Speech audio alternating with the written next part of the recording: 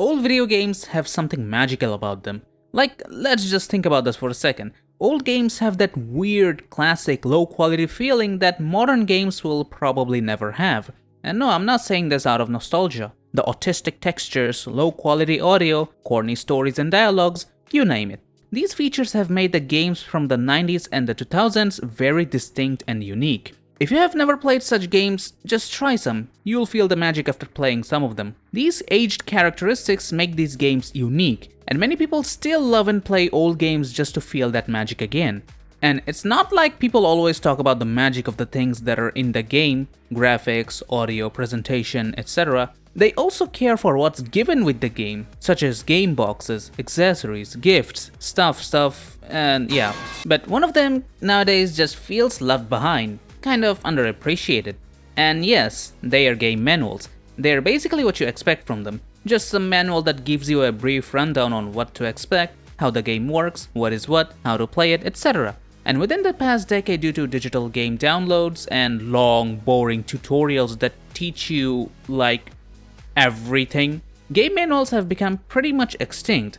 But anyways, despite its rather simple purpose and outlook, these game manuals have some weird kind of dark magic that just keeps people like me hooked onto it, reading it at least 5 times thoroughly. But why? How? How does it even manage to do something that it's supposed to, but not in the way it's supposed to? Or in the way it's supposed to? I don't know, but I guess I gotta be the researcher-ass nerd one more time. Before we dissect the magical effects of game manuals, I'd like to declare that I don't have any physical game manuals as of right now. I did back in the day when I had cabinets full of PlayStation 2 and PC games. And of course, back then I used to indulge myself into these manuals for hours, especially when there was an electricity outage. For this video, I'll be using PDF files because I don't have those game discs and manuals, and the city where I live has literally no gaming shop. And I wish there was, because even though my PC is a 10-year-old shitty office PC, it has a DVD drive. And it's sitting ducks. I can't even use it as a drink holder because it's vertically placed. Okay, enough of that. We'll be looking through PDF files. Wait, no, sorry, wrong topic. Here's the manual of Race Driver Grid. Grid is a 2008 racing game made by Codemasters right after making Dirt.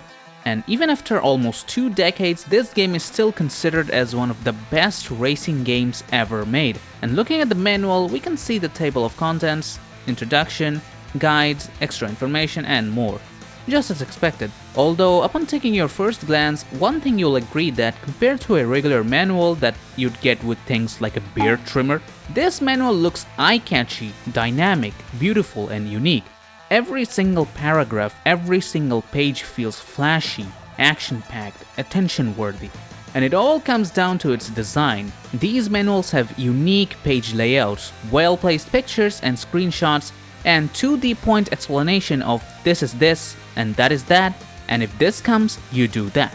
And sure, the game does have video tutorials of most of the things you'll find in the manual, but honestly, providing a manual just adds to the feeling of getting the game, opening the CD boxes. Oh man, I'm gonna miss those days. Anyways, it's mainly the presentation that grabs the player's attention and make them read it 69 times. Or at least till the game has been installed.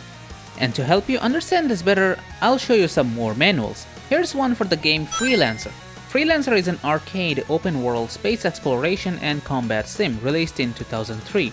This game isn't really talked about nowadays since the space sim genre is rather obscure, and there are way more popular space sim games out there like Elite Dangerous, Star Citizen, and more.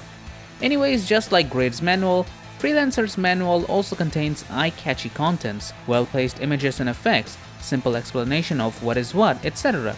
We can see explanation on the HUD, the menu buttons, the entire map, and even a guide to setting up multiplayer servers. Again, we see that it's the presentation and interesting elements that grab and keep people's attentions. That's usually the purpose of storybooks, comic books, but thanks to the weirdly wonderful presentations of game manuals like these, it also manages to achieve such feat. Plus, this game manual also comes in many other languages, which is very neat. And I have even more manuals to prove my point. How about something modern, like Borderlands 2? Over a decade old, yet this game has to be one of the best first-person shooters out there. Same goes for its manual, flashy presentations, simple explanations, paragraphs that get you hyped, which in fact makes the game more interesting. Oh, how did I forget the corny-ass humor? If you have ever been desperate to hang out with an insane 13-year-old demolitions expert, then A, you should be removed from the decent society, and B, you'll really like Tiny Tina. I mean, that's just a portion of the corny humor that's in the game. Basically, not only does the game manual give you some tips as a head start, it also adds to your expectations and first impressions, and that is what a good game manual does. So now we know what makes a game manual interesting, fascinating, yada yada yada. It's mainly the presentation and how the content is delivered. Now, what if they are delivered in a way that makes it kind of boring or yeah, alright, fine. Well, we get the following ones. Need for Speed Most Wanted Black Edition. Upon looking at this manual, you'll notice some lack of pictures or screenshots, effects, and more. Sure, it's got a cool background, but the fact that it's just 95% text just makes it a meh game manual when compared to the ones mentioned earlier. Next up, don't get me wrong, GTA San Andreas. I mean, holy shit, what is this? This looks like literal info dump. The first few pages are fine, but then this hell of a mess.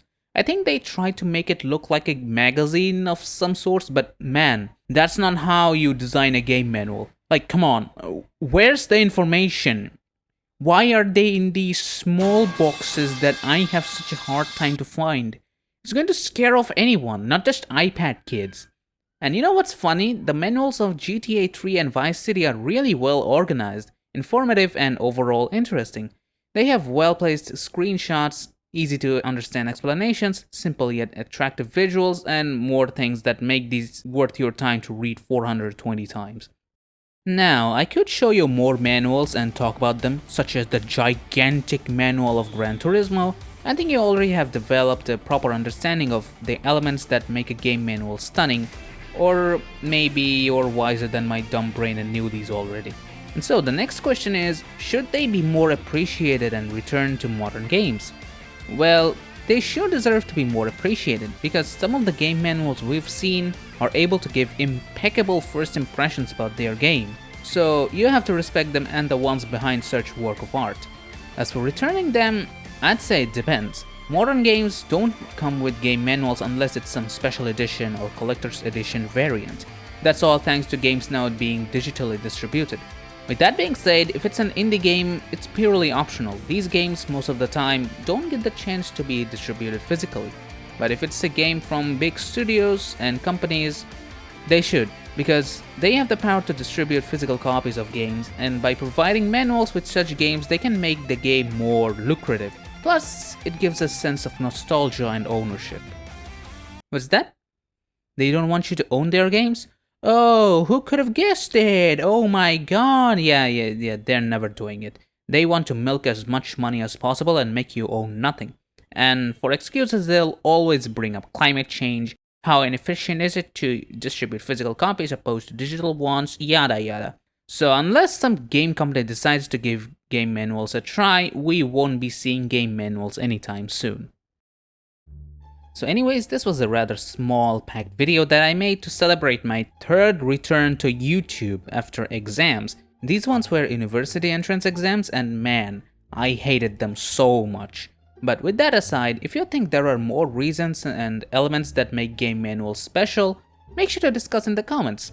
And so as always, if you have watched this video till the end, then thanks a lot. Make sure to subscribe for more spicy content like these, and as always, make sure to take care of yourselves, love your family, finish your homework, and try not to die, because I love you all.